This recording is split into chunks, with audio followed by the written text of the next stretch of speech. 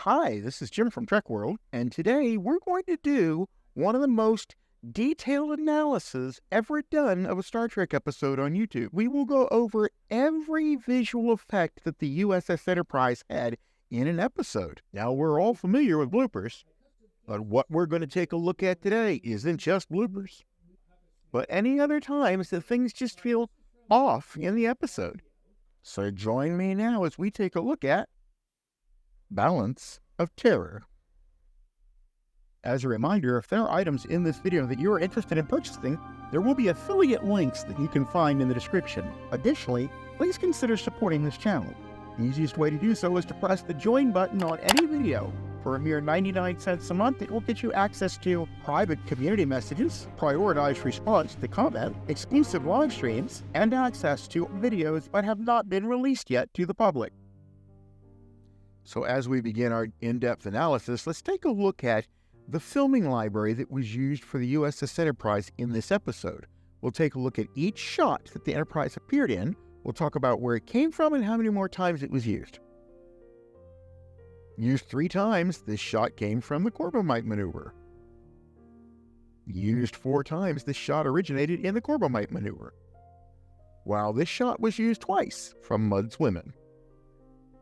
Used 4 times in this episode, this shot originated in the Corbomite maneuver. The first 3 shots all pretty much appear the same. The 4th shot showed the Enterprise at a tilted angle. And finally, a brand new shot created for this episode and used 24 times later. Now, interestingly enough, in this scene, we see the Romulan bird of prey transmitted from the outpost. Yet, as we watch the plasma weapon hit the outpost is destroyed, and we watch the bird of prey then recloak. We should not have been able to see that because the outpost was destroyed. And in this scene, we see Lieutenant Leslie in the corridor in a gold shirt. But a few seconds later, he's on the bridge behind Kirk in a red shirt.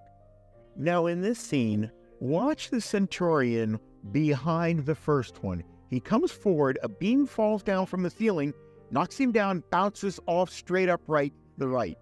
We get a reversal shot of Mark Leonard and then go back to that Centurion, and now it's no longer straight up to the right. It's laying on top of him to the left. Okay, you know you like the video, so go ahead and do me a favor. Click that like button so that YouTube will know to show this video to more people. Now, I love this one because the writer's guide for the original Star Trek contained a passage about Yeoman Rand and her relationship with Kirk. It actually went out of its way to say that under no circumstances would it be appropriate for Kirk and Rand to hug on the bridge. And yet, what happens in this episode?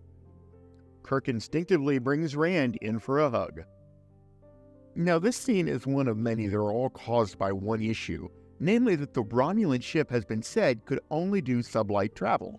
Yet in this clip and many others, you're going to see the Romulan ship passing stars, which is an impossibility on a ship traveling at sublight speed. Now in this scene, we find Captain Kirk laying in his quarters with his right hand behind his head. In walks Yeoman Rand to speak to him. We get a reverse shot showing him laying on the bed with both hands folded over his stomach. Then another reaction shot brings us back to a close-up and the hands behind his head again. Like the other scenes we've seen where the Enterprise and the Romulans actually are passing stars, the comet is passing stars. It stays fixed while the stars go by, and it is also sublight speed. Somehow, Nichelle didn't get the memo. While everyone else on the bridge is being thrown downstream to the right, Nichelle throws herself upstream to the left. So in Kirk's captain's log, he mentions the 2 planets, Romulus and Remus. Yet the static Starfleet map that gets displayed on the view screen identifies them as Romulus and Rom-2. Since the word Remus and the word Rom-II have 5 characters each, there's no reason for it to be incorrect.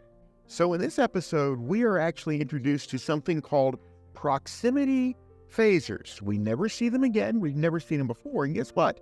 They look like, sound like, and explode like what would later be called photon torpedoes.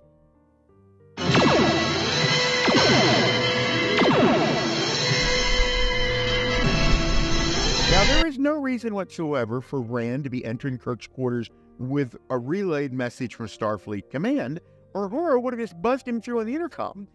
But this does at least give us one last chance to see Grace Lee Whitney, and we wouldn't see her again until Star Trek The Motion Picture. And in this scene, we see Yeoman Angela grieving for the loss of Robert Tomlinson. But don't feel too sorry for her, because in the very next episode to air back then, Shore Leave, she is shown happily in the arms of another man already.